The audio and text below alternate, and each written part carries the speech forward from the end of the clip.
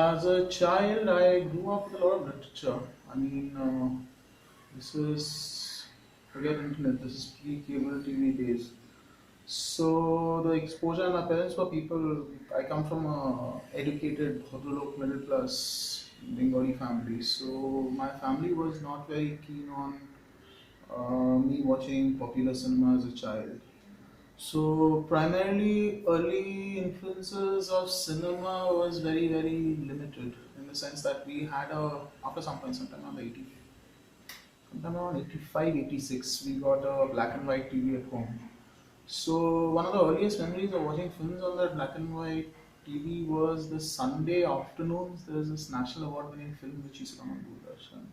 So I used to watch a lot of that. That kind of fascinated me. And on Sundays they used to national award winning films. So they used to include certain films by Surjodeep Ghosh and Ghosh also. Ritik Ghosh. So we used to watch that quite a bit, and nothing better to do, so we used to watch a lot of other films out there also sometimes. I remember the first film that I watched, which my parents took me for in the theater, was Gopika in Bhagavan by Shotajit Rai. That is the first time I actually remember going to a theater and watching a film. And obviously, I was fascinated and loved it, obviously. So that was my earliest initiation into cinema.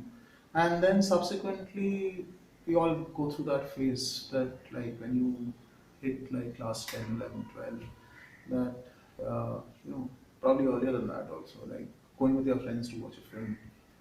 So that is where I got into popular cinema and everything, where I started watching everything possible with my friends. We would just like go to the theater and watch whatever had released that Friday. A lot of Hollywood films, a lot of Hindi films also.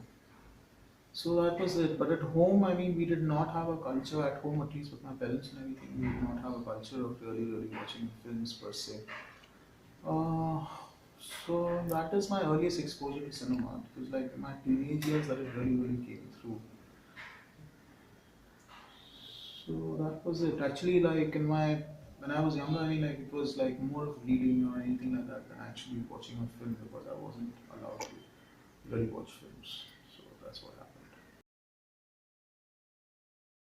Cinematography happened actually much later. I was initially a photographer, and by college I had actually started watching because my university had a film studies course, so there was a certain coolness factor to kind of like watching a lot of obscure films, a lot of world cinema. So we used to watch a lot of films, a lot of world cinema in college. Again, but not so many popular films, but like more world cinema. Like we were more into like the French New Wave and all of that. And I was a photographer. So that is how it started. I basically my brother-in-law, my sister's husband, he had a Pentax K1000, which I said could I borrow, and that's how I started doing still photography. And I realized that I had a passion for it and I really liked it and I was somewhat good for it. So I started shooting for a newspaper like as a freelancer who I used to write for. So I used to freelance as a writer for a newspaper. So they used to send a photographer to take the pictures. So sometimes I would like after a point I told them, can I do the pictures? So they said yes. So I started taking pictures for my articles also. That's how it started. So basically, I was a still photographer. I didn't think that I wanted to be a cinematographer. And then I had a friend who wanted to direct. So he started directing and he told me to come and take stills. That is how I really started getting interested in cinematography. When I went there, it just seemed like more interesting, like in a certain kind of way where things were moving and all of that.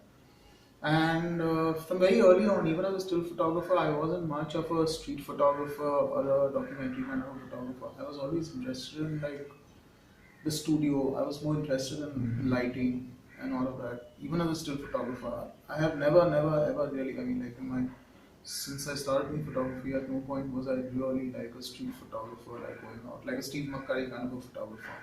Though I've done photojournalism, but like I knew that wasn't me. I was more interested in creating a film, and that had been since I was like ever since I started. So I actually had like in my house like it's one of those old Kolkata houses, so space wasn't an issue, and I actually had a couple of sun guns and stuff with which I used to light up.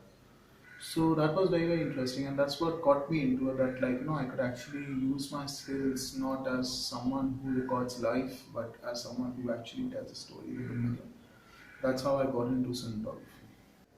So I basically, as a to look for like-minded people, I joined a photography club. So that was the first step towards any kind of formal, semi-formal training that I had, where we would kind of have workshops and stuff, and we would just go out and shoot every Sunday. That was actually great. I actually, when people come to me now and ask me like, how do I, like, people who buy their SLRs and say that, like, DSLRs nowadays, and say that, like, I want to learn photography. I said the only way that you can learn is by just by shooting. So that was actually one of the greatest ways that I learned photography. Every Sunday we would take a suburban train and go to some, just go somewhere just slightly outside Calcutta, like, maybe 20, 30 kilometers outside Calcutta. And we would just take pictures of like the villages and village life, and like we would go really early in the morning. We would leave before sunrise and like go and watch the sunrise over there. So it gave me a sense of light. It We shot in different kinds of life. We shot different things and everything. Every week there was an experimentation, and because it was a photography club, every time you went out, like a bunch of 20 people or so, and you went and shot, when you came back and saw the pictures, you would realize that 20 different people have shot 20 different things. Like, everyone didn't feel attracted to the same thing. And that was a bit of a learning thing, not only me shooting, but also seeing other people's photographs, that, like, how someone else's eye worked. Like, that kind of helped me train my eye as a photographer. It taught me how to do basic framing and all of that. So that was one of the first ways to kind of train myself. Also, I looked at a lot of pictures, like, National Geographic was one, like, which was very inspiring, like, and I looked at a lot of, like, a lot of photography magazines and everything, which, like, constantly I was looking for ideas and everything. So that was how I basically started training myself as a still photographer. And actually, the first time I did hardcore any kind of cinematography was when I started assisting a cinematographer. I assisted Sunil Patel initially, not for very long, but I assisted him, and that was wonderful. I mean, like, Sunil Babu is like, he's one of the, I think he was and is like one of the most cutting edge people when it comes to technology. And that was a fantastic eye opener. And I was also brand new to Bombay, so there was like a lot for me to take. So I must have been completely useless for him. But I got to learn a lot from him. And then obviously formal training happened at FTI in cinematography. So that's how I learned it. And should people assist? Yeah, absolutely. You get to learn so much. Absolutely, you should. How I got my first film, that was like complete luck. So this friend of mine was working as a chief AD with Ram Gopal Verma, and I had met her just a few days back. Like, we were having lunch, a whole bunch of us, not just me and her, and we were just like having lunch. And I mentioned that, like, I just passed out of the institute. I told her that, can I just come and show him my work sometime? She was like, yeah, yeah, I'll set up a meeting for you sometime. I said, like, yeah. When I said sometime, I meant like 3 or 4 months, maybe 6 months down the line, because I didn't feel ready. So that was a Sunday. I remember it was Sunday, we were having lunch, and when this conversation happened. 3 days later, I get a phone call from her at like 11 in the morning. I was damn surprised. At 11 in the morning, she's calling me. And she said, I picked up the phone and I said, yeah. And she said, would you like to shoot a Telugu film? I was like, beats what I'm doing, might as well. And she said, then why don't you come and meet us? So I was on my way to some other thing. I was going to assist someone else. So I cut that meeting short and I went and met them. They were shooting in Mahim, I remember. I went and showed him my work. And the next thing you know, he says that, let's put you on a plane to Hyderabad. It was as easy as that. So yeah, it was that simple. I didn't have much of a struggle to get my first film. I got really, really lucky. It was just sheer dumb luck. I had nothing to do with it. So that's how I got my first film. My dream project would be to shoot the next hours.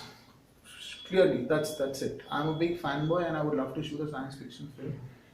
So my dream project, if you ask me what is a dream and probably will never happen, is like, the next edition of Star Wars, whichever film is happening, I want to shoot that. That ideally. Otherwise, I would like to, I would like to shoot a science fiction or a fantasy film. That is what I ideally. Those are my favorite genres. That are the kind of films that I love to watch. And in India, science fiction or fantasy, or a decent budget science fiction, or any kind of science fiction fantasy, is actually really, really hard to come by. And that is what I genuinely, genuinely like watching. And I have so many ideas regarding science fiction and fantasy which I just cannot explore because no one's asking me to. So that is my dream project, to shoot something like a science fiction or a fantasy film with a lot of CG But some nice moments also. I mean, I wouldn't mind doing something like something as non CG as Interstellar also. I mean, like limited CG as Interstellar also. But science fiction fantasy film, that's my dream project. Oh, is cinematography intuitive? Yeah, yeah, it's very intuitive. I mean, like has to be something which is you have to be a good cinematographer, like to be a good artist in any whatsoever. First of all, you have to be sensitive in life. If you are not sensitive, you cannot do it. You have to be very, very sensitive towards light.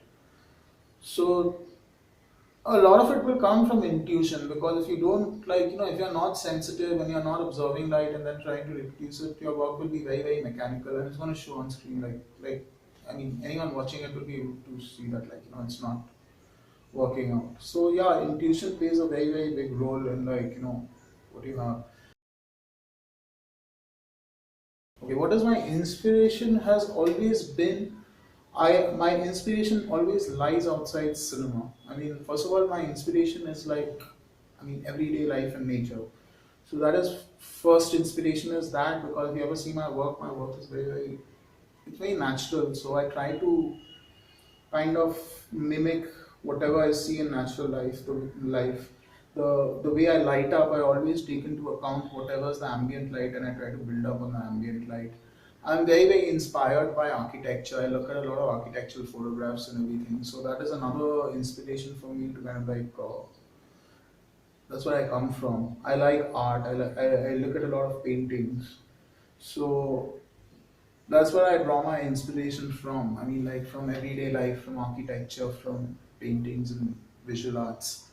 So I feel that painters have complete control over a medium, right? So that's how you kind of get a mood across. So if you're looking at some of the masters, I mean, you see how they are using light to get their communication through. So those are my inspirations in life. My favorite film shot by me is, apart from some of my projects in FTI, I love my projects in FTI because there's so much. Not that I see them very often, but occasionally when one catches my eye or some way my projects, there's so much of innocence in that. But I really I almost miss that person. So apart from that, I shot a film called Kolkata King, which is based on Three Penny Opera. Uh, in Kolkata, it's Bangla film. That is probably one of my best pieces of work, I feel, because I really, really the visual storytelling. We really explored it in a lot of ways. Where every frame we had a whole lot of thought into it, and it was relatively free from market forces. Like I did not have to think about a whole bunch of things which kind of come to the forefront needlessly. So it was like I just could concentrate on visually telling the story. So Kolkata King, I'm hoping that it sees light of day very soon. So yeah, that is my favorite piece of work. First of all, observe light because that's what you're seeing. I mean, don't light up like an idiot just because someone's told you to, some kind of way. Be sensitive to what kind of light it is and try to mimic that. Try and, try to tell a story, try to think of a story in terms of light and think of in terms of frame. There are no rules. There are absolutely no rules. So don't get stuck in rules, man. Your story is in the forefront. If you're not visually telling a story, there is nothing you can do about it. Watch a lot of films, watch a lot of films, a lot of different kinds of films, and observe light. That is what you need to do. That's what I can tell aspiring cinematographers. Reflections. Reflections. My favorite book on cinematography.